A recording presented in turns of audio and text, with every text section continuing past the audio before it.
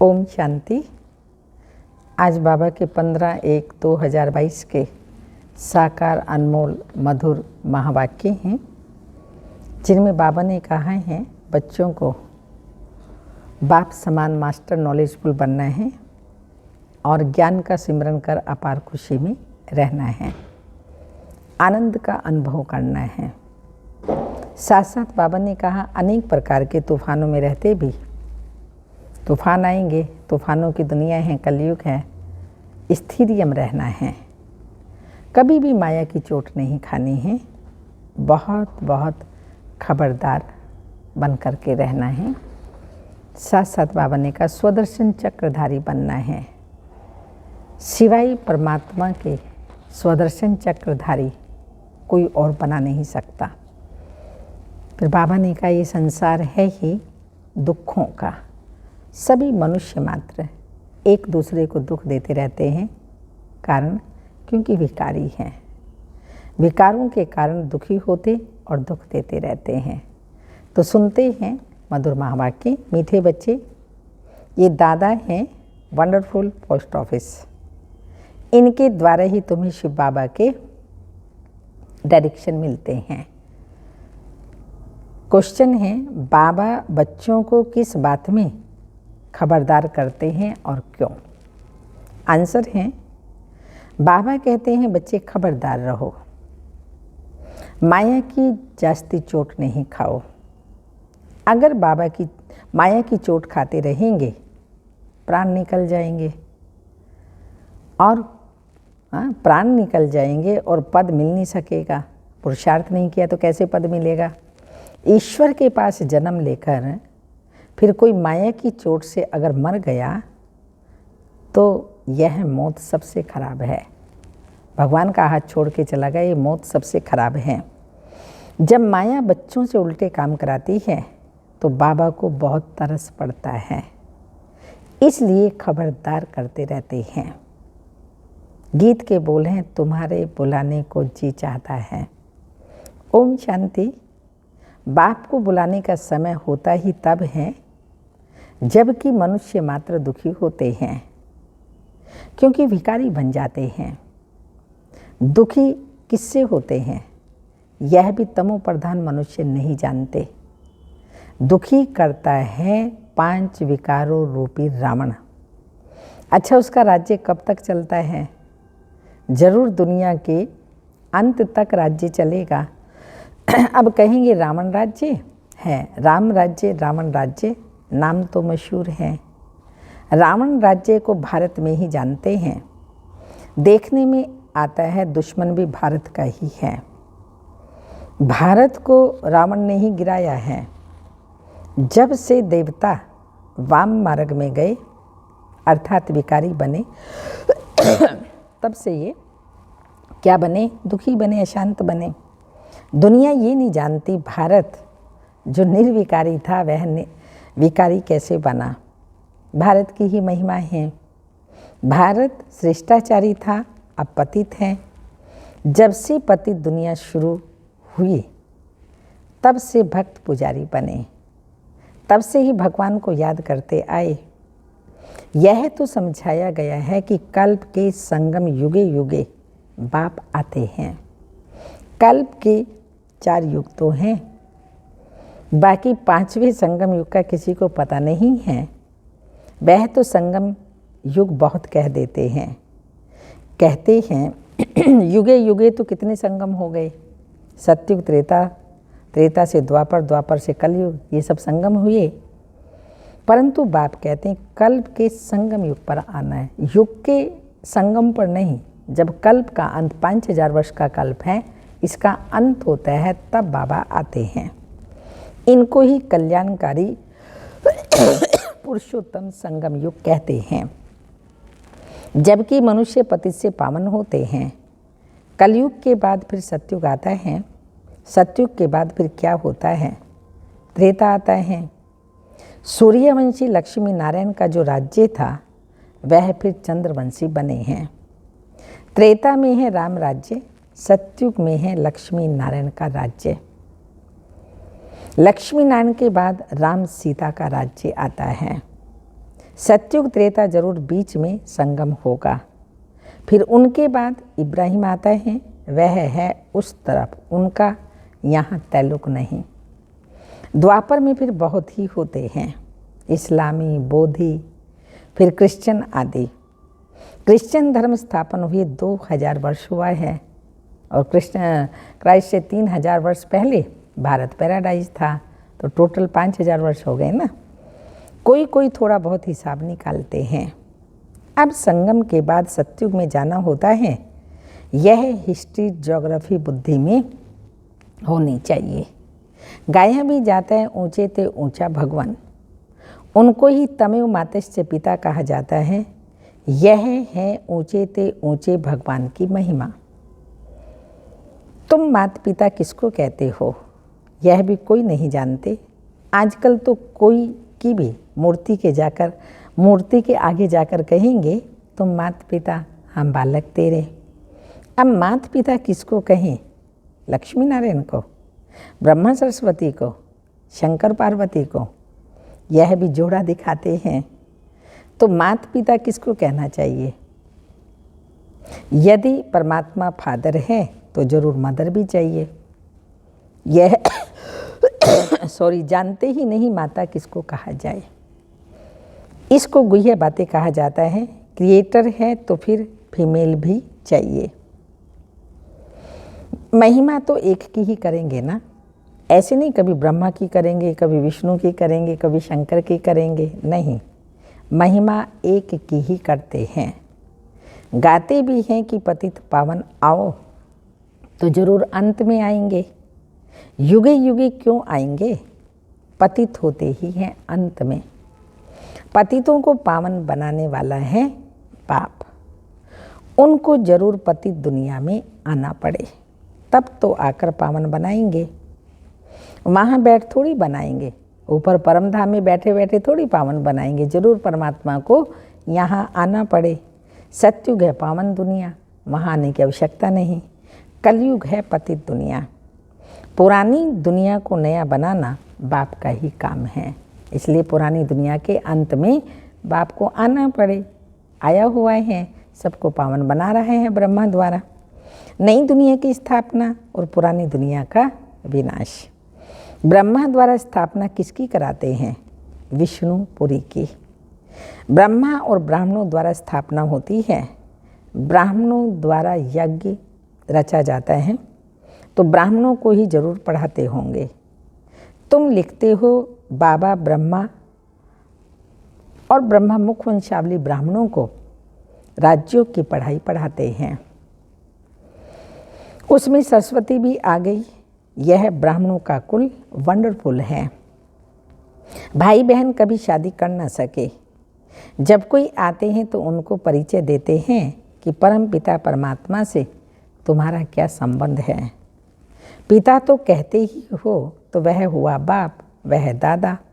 वर्षा मिलता है उनसे जो ज्ञान सागर बेहद का बाप है। देते हैं ब्रह्मा द्वारा, ये ईश्वरीय गोद है। ब्रह्मा द्वारा हम ईश्वरीय गोद में जाते हैं।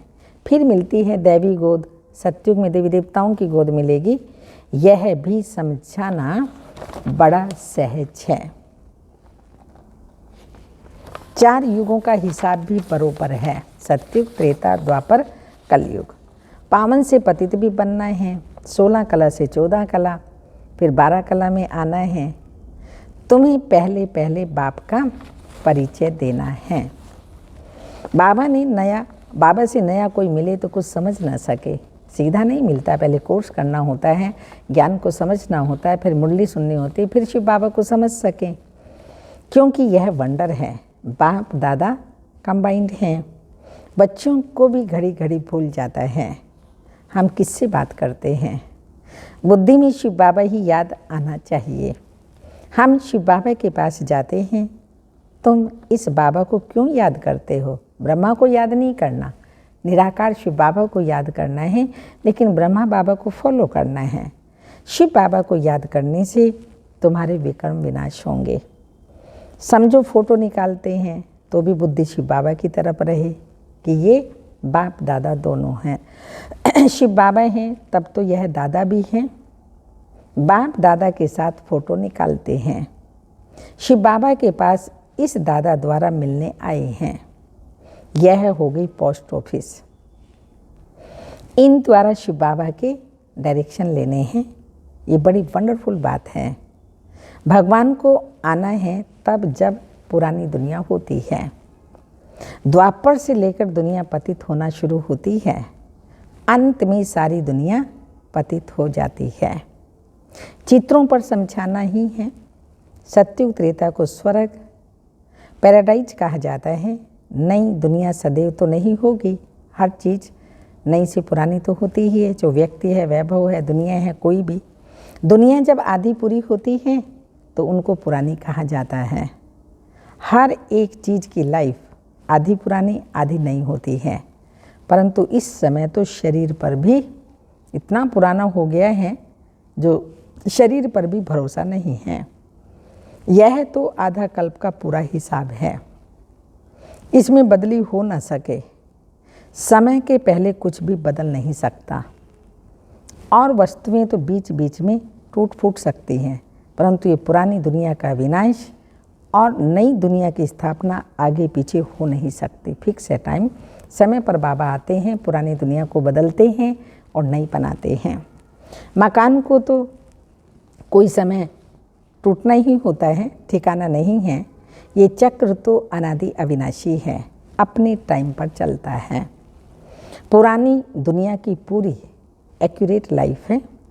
आधा कल्प राम राज्य, आधा कल्प रावण राज्य, जास्ती हो नहीं सकता। तुम बच्चों की बुद्धि में अब सारी त्रिलोकी आ गई। तुम त्रिलोकी के मालिक द्वारा नॉलेज ले रहे हो। 3 लोक माना मूल वतन, सूक्ष्म वतन और स्थूल वतन, निराकारी, आकारी और ये सृष्टि साकारी, जहाँ 5 तत्व हैं। तुम्हारा मर्तबा इस समय बहुत ऊंचा है। इस समय तुम त्रिलोकी के नाथ हो, क्योंकि तुम तीनों लोकों के ज्ञान को जानते हो, साक्षात्कार करते हो। मूल वतन, सूक्ष्म वतन, स्थूल वतन। तो बच्चों की बुद्धि में पूरी पहचान है। बाबा त्रिलोकी का नाथ, तीनों लोकों को जानने वाला। तुमको नॉलेज देते हैं। हम भी मास्टर त्रिलोकी नाथ ठहरे। जो ज्ञान बाबा में है वह अब तुम्हारे में भी है, नंबरवार पुरुषार्थ अनुसार। फिर सत्युग में तुम विश्व के मालिक बनेंगे। वहाँ तुमको त्रिलोकी के नाथ नहीं कहेंगे। लक्ष्मी नारायण को त्रिलोकी का ज्ञान नहीं रहता, सृष्टि चक्र का ज्ञान नहीं रहता। तुम नॉलेजफुल गॉड के बच्चे हो। उसने पढ़ाकर तुमको आप समान बनाया है। तुम जानते हो हम फिर विष्णुपुरी के मालिक बनेंगे। इस समय जो कुछ पास्ट हो गया वो नॉलेज भी तुम्हारे पास है। मनुष्यों को हद की हिस्ट्री ज्योग्राफी का मालूम है, तुमको बेहद की हिस्ट्री ज्योग्राफी बुद्धि में है।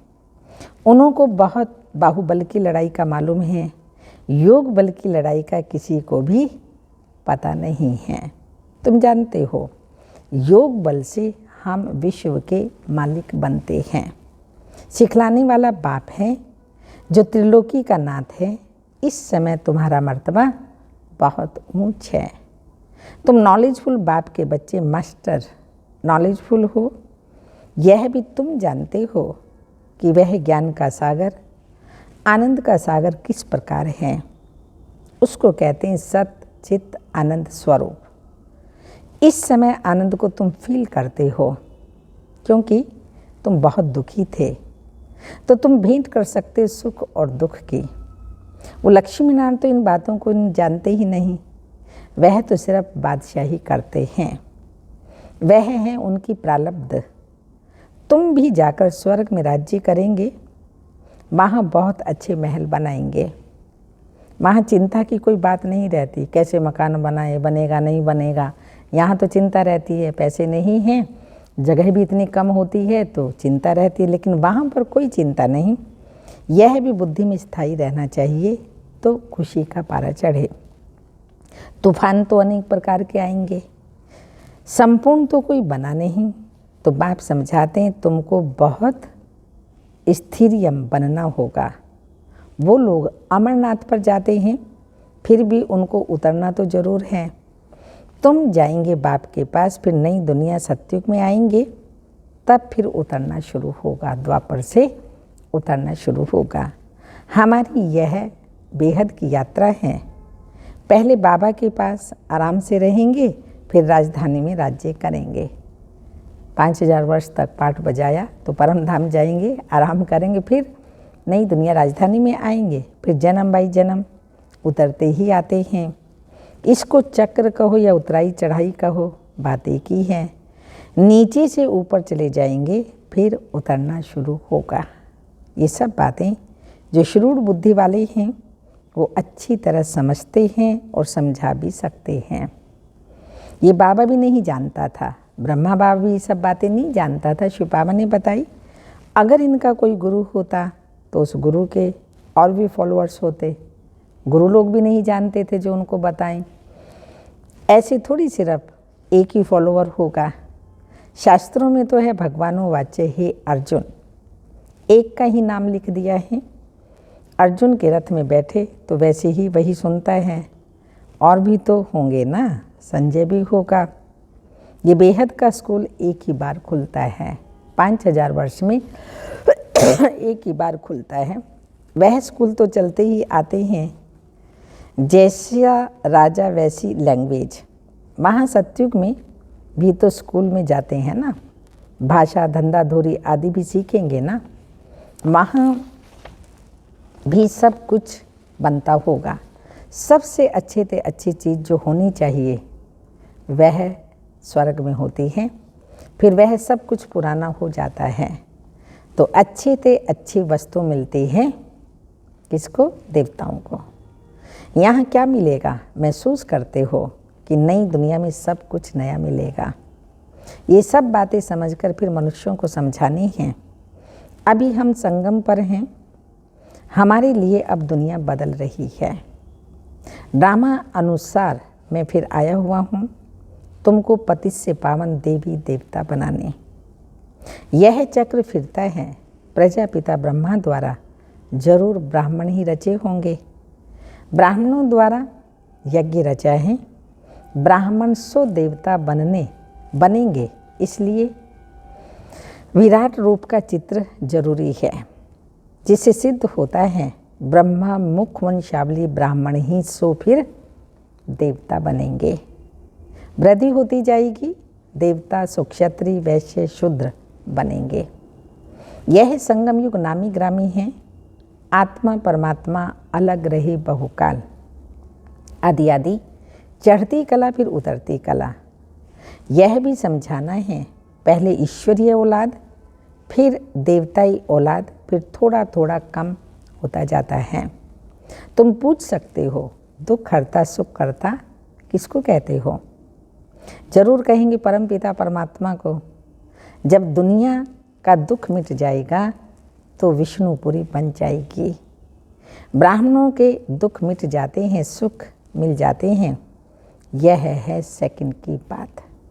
लौकिक बाप की गोद से निकल परलौकिक बाप की गोद में आ गए तो यह खुशी की बात है। ये सबसे बड़ा इम्तिहान है। राजाओं का राजा बनते हैं, राजयोग परम पिता परमात्मा के सिवाय कोई सिखला ना सके। ये चित्र बहुत अच्छे हैं। ऐसे कौन कहेंगे कि मेरा परम पिता परमात्मा से कोई नाता नहीं? ऐसे नास्तिक से बात नहीं करनी चाहिए। माया चलते चलते बच्चों से भी कभी कभी उल्टा काम करा देती है। बाबा को तो तरस पड़ता है, फिर समझाते हैं खबरदार रहो, जास्ती चोट नहीं खाओ, नहीं तो पद नहीं पाएंगे। माया तो बहुत जोर से थप्पड़ लगाती है, जो प्राण ही निकल जाते हैं। मर गया फिर जन्मदिन मना नहीं सकेंगे, कहेंगे बच्चा मर गया। ईश्वर के पास जन्म ले फिर मर जाए, ये मौत सबसे खराब है। कोई बात राइट नहीं लगती तो छोड़ दो, बातों को छोड़ दो। बाप को क्यों छोड़ते हो? बाबा को तो याद करो। तो कोई किसी की बात अच्छी नहीं लगती, उस बात को छोड़ दो। संशय पड़ता है तो नहीं देखो। बाबा कहते हैं मन मना भव, मुझे याद करो और स्वदर्शन चक्र फिराओ। अच्छा, मीठे मीठे सिक्की लदे बच्चों प्रति माता पिता बाप दादा की याद प्यार। Good morning diamond morning. रूहानी बाप की रूहानी बच्चों को नमस्ते। हम रूहानी बच्चों की रूहानी माता पिता बाप दादा को याद प्यार। Good morning diamond morning. ओम नमस्ते। धारणा के लिए मुख्य सार है, बाप समान मास्टर नॉलेजफुल बनना है, ज्ञान का सिमरन कर अपार खुशी में रहना है, आनंद का अनुभव करना है। सेकंड पॉइंट है, अनेक प्रकार के तूफानों में रहते स्वयं को स्थिरियम बनाने हैं। माया की चोट से बचने के लिए, माया की चोट से बचने के लिए बहुत बहुत खबरदार रहना है। वरदान है आज का, दिव्य गुणों रूपी प्रभु प्रसाद खाने और खिलाने वाले, दिव्य गुणों रूपी प्रभु प्रसाद खाने और खिलाने वाले संगम युगी फरिश्ता सो देवता भव। दिव्य गुण सबसे श्रेष्ठ प्रभु प्रसाद है। इस प्रसाद को खूब बांटो, खुटने वाला भी नहीं है, खूब बांटो। जैसे एक दो में स्नेह की निशानी स्थूल टोली खिलाते हो, ऐसे ही गुणों की टोली खिलाओ। जिस आत्मा को जिस शक्ति की आवश्यकता है उसे अपनी मनसा द्वारा, शुभ व्रति वाइब्रेशंस द्वारा शक्तियों का दान दो और कर्म द्वारा गुणमूर्त बन गुण धारण करने का सहयोग दो। तो इसी विधि से संगम युग का जो लक्ष्य है, कौन सा लक्ष्य है संगम युग का? ब्राह्मण सो फरिश्ता सो देवता। यह सहज सर्व में प्रत्यक्ष दिखाई देगा। जब दिव्य गुण सबके अंदर आते जाएंगे तो ब्राह्मण सबसे बड़े प्योरिटी की रॉयल्टी वाले हैं और वही फिर दिव्य गुणधारी बनते हैं और सतयुग में देवता बनेंगे। लेकिन पहले ब्राह्मण सो फरिश्ता, फरिश्ता सो फिर देवता बनते हैं।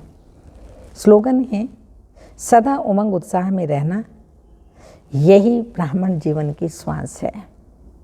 उमंग उत्साह में रहना ये ब्राह्मण जीवन की श्वास है। लवलीन स्थिति का अभ्यास करने की पॉइंट है, परमात्म प्यार के अनुभव में सहज योगी बन उड़ते रहो। परमात्म प्यार उड़ाने का साधन है। उड़ने वाले कभी धरनी की आकर्षण में आ नहीं सकते। माया का कितना भी आकर्षित रूप हो, लेकिन वह आकर्षण उड़ती कला वालों के पास पहुंच नहीं सकते।